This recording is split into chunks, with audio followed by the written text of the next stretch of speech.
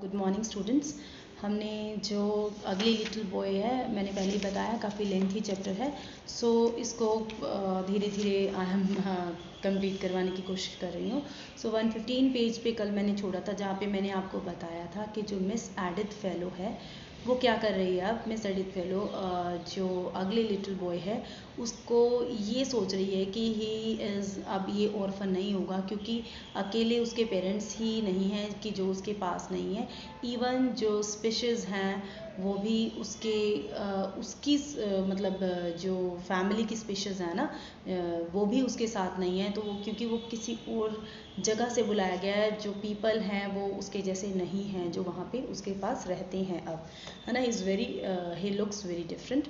116 page पे क्या चीज़ है कि जब सारी रात वो है ना, he got the duty to be with the boy all night.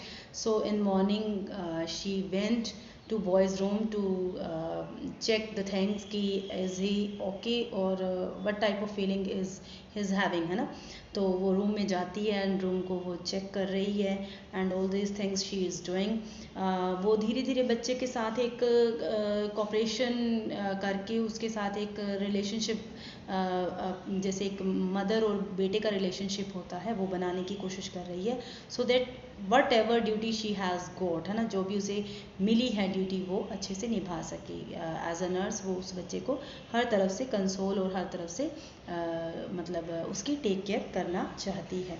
On 117 page क्या है, जो बच्चा है वो is weeping because is not getting the environment which is he is getting the environment which is unfamiliar. तो he is crying, and on the other hand Miss Edith Fellow is trying her best to console him, and वो धीरे धीरे gradually he stops weeping, वो धीरे धीरे रोना बंद करता है एंड वेरी स्लोली वो इवन मिस एडिथ फेलो उसको सुला के वापस भी उसके कमरे में से आ जाती है। जब मॉर्निंग होती है and she woke up and उसे तब दोबारा याद आता है कि she is somewhere else earlier.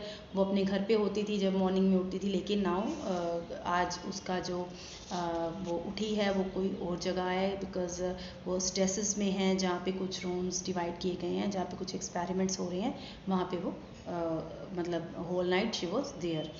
जो बॉय है वो क्या कर रहा है, क्योंकि उसे लग रहा है कि ये जो नर्स है ना, ये मतलब जो लेडी है ये मेरे लिए हार्मफुल नहीं है, ये मुझे प्यार से हर चीज़ सिखा रही है, खिला रही है। तो बॉय उसे हल्का हल्का टच कर रहा है एंड उससे कुछ कहना चाहता है, क्योंकि अब वो थोड़ा सा उससे फैमिलियर हो गया और उसे कंफर्म हो गया है कि ये मुझे कोई भी प्रॉब्लम क्रिएट नहीं कर रही है। Even on the other hand she is consoling me, she is helping me, she is giving me things to eat, है ना। जो भी प्रॉब्लम मुझे आ रही है she is solving my problems.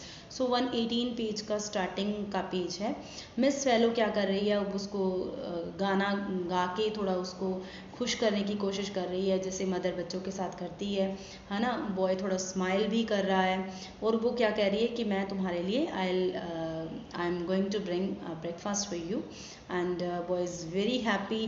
दोनों के बीच में एक बहुत अच्छा बॉन्ड दिखाई देता है and both are happy in each other's company. As we know कि Miss Edith Fellow earlier she wanted to leave the job, but after some time she came to know कि she's a nurse and she has to do this work.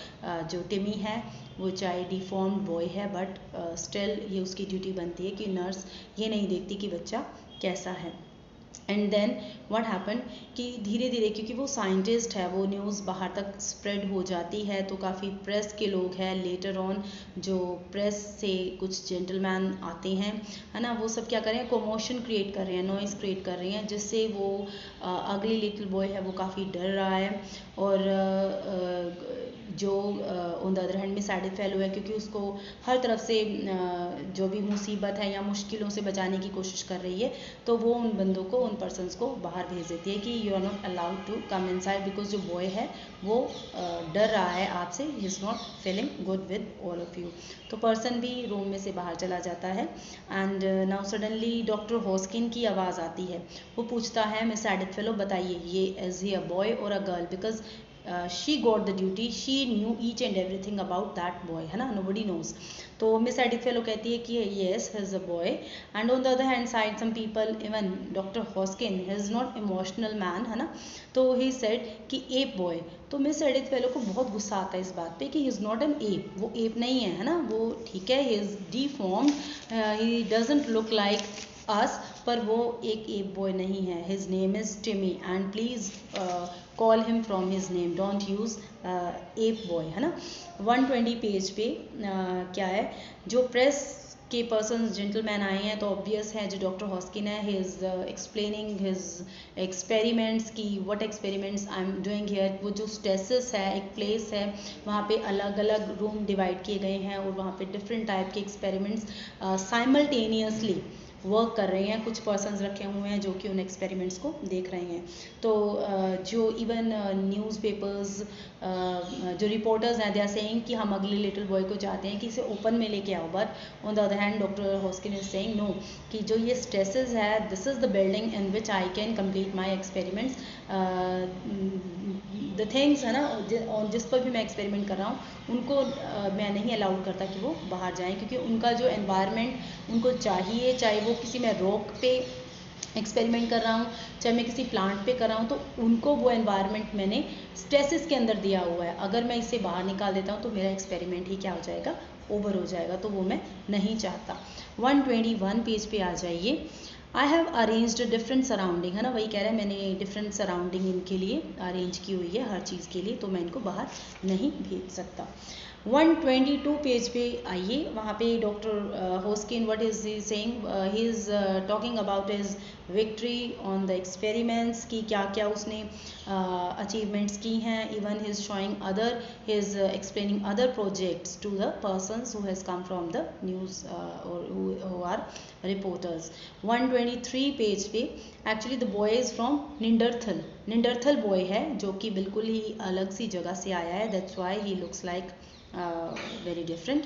Miss fellow को मतलब इतना काम करने के बाद doctor हॉस्किन is very happy, वो feel कर रहा है कि yes she is making a bond with that boy और ये इस ड्यूटी को अच्छे से कर लेगी। तो उसे जो डॉक्टर हॉस्किन है इज़ गिविंग डिफरेंट ऑफिस जिसके साथ वॉशरूम अटैच है,